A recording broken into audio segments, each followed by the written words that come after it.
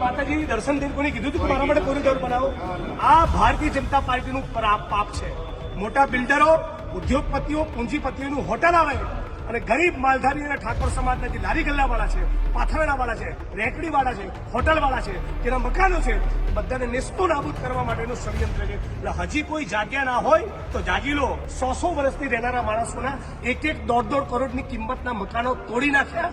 અડધી રાતે સૂર્યાસ્ત પછી સુપ્રીમ કોર્ટની ગાઈડલાઈન હોવા છતાં કોઈ પણ માણસને ખદેડી ના શકાય, છતાં જે બહેનો પ્રેગ્નન્ટ હતી એવી પ્રેગ્નન્ટ બહેનોએ રાત્રે 12 વાગે પોતાનું મકાન છોડવું પડ્યું. વડગામના કોંગ્રેસના ધારાસભ્ય જિગ્નેશ મેવાણી, જેઓ હંમેશા પોતાના આકરા અંદાજ, આકરા પ્રહારો, સરકાર સામે આકરા પ્રશ્નોને લઈને ચર્ચાનો વિષય રહેતા હોય છે અને ફરીથી તેઓ ચર્ચાનો વિષય બન્યા છે, જેમાં તેમણે માલધારી સમાજ અને ઠાકોર સમાજને શું કહ્યું છે તે મુદ્દા અંગે ચર્ચા કરીશું આજે આ વિડીયોમાં. નમસ્કાર, લાઈવ 24 ન્યૂઝની સાથે હું છું મેક્ષુ ઠક્કર.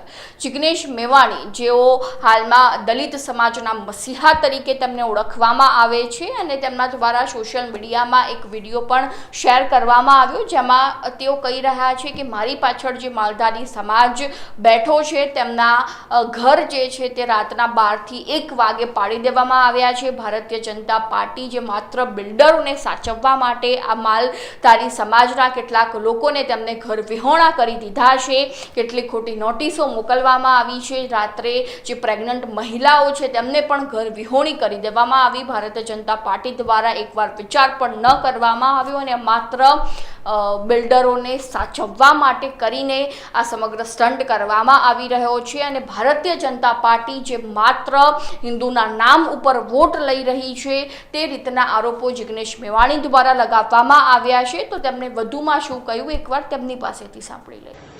ગુજરાતની સારા છોકરો જનતા અને ખાસ કરીને ગુજરાતના માલધારી, ઠાકોર અને દલિત સમાજના લોકોને જણાવવા માંગુ છું કે બધા લોકો જે ગળામાં કોંગ્રેસ પાર્ટીનો ખેસ નાખીને જે વડીલો યુવાનો બેઠા છે એમાંના ઘણા બધા ભારતીય જનતા પાર્ટીમાં હતા.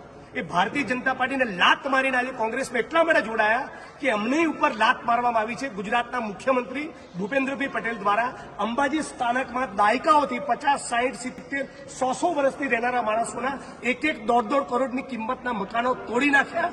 અડધી રાતે સૂર્યાસ્ત પછી સુપ્રીમ કોર્ટની ગાઈડલાઈન હોવા છતાં કોઈ પણ માણસને ખદેડી ના શકાય, છતાં જે બહેનો પ્રેગ્નન્ટ હતી એવી પ્રેગ્નન્ટ બહેનોએ રાત્રે 12 વાગે પોતાનું મકાન છોડવું પડ્યું અને હજી 250 લોકોને નોટિસ આપી છે.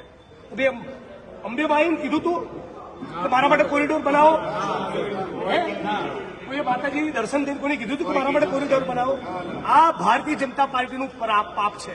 મોટા બિલ્ડરો, ઉદ્યોગપતિઓ, પૂંજીપતિઓનું હોટલ આવે અને ગરીબ માલધારી અને ઠાકોર સમાજના જે લારી ગલ્લાવાળા છે, પાથરણાવાળા છે, રેકડીવાળા છે, હોટલવાળા છે, જેના મકાનો છે, એ બધાને નેસ્તો નાબૂદ કરવા માટેનું ષડયંત્ર છે. એટલે હજી કોઈ જાગ્યા ના હોય તો જાગી લો. હિન્દુ ધર્મની વાત કરીને જે ભારતીય જનતા પાર્ટી 25 વર્ષથી ગુજરાતમાં માથે બેઠી છે એ જોવું કેવા હિન્દુઓનો ખુરદો બોલાવી રહી છે. રાત્રે 12 વાગે આ લોકોને બેઘર કર્યા છે. હજી 250 લોકોના ઘર તોડવાના છે. હજી કોઈ ના જાગ્યા હોય તો જાગી જજો. હવે તો જિગ્નેશ મેવાણી દ્વારા આકરા પ્રહાર ભારતીય જનતા પાર્ટી ઉપર કરી દેવામાં આવ્યા છે કે જેઓ માલધારી સમાજના કેટલાક લોકો જ્યારે એક સમયે તેઓ ભારતીય જનતા પાર્ટીમાં હતા અને હવે તેઓ કોંગ્રેસમાં જોડાઈ ચૂક્યા છે, કારણ કે તેમની સાથે અન્યાય થયો છે. રાત્રે 12, 1, 2 વાગે તેમના ઘર તોડી પાડવામાં આવ્યા છે માત્ર બિલ્ડરોને સાચવવા માટે કરીને, અને તેની સાથે સાથે તેમણે ભારતીય જનતા પાર્ટી ઉપર પણ આકરા પ્રહારો કર્યા. તો હવે આ મુદ્દા અંગે તમારું શું કહેવું છે પણ અમારા કોમેન્ટ બોક્સમાં જણાવી દેજો. ને હજુ સુધી તમે જો લાઈવ 24 ન્યૂઝને સબસ્ક્રાઇબ નથી કર્યું તો હાલ તેને સબસ્ક્રાઇબ કરી દેજો.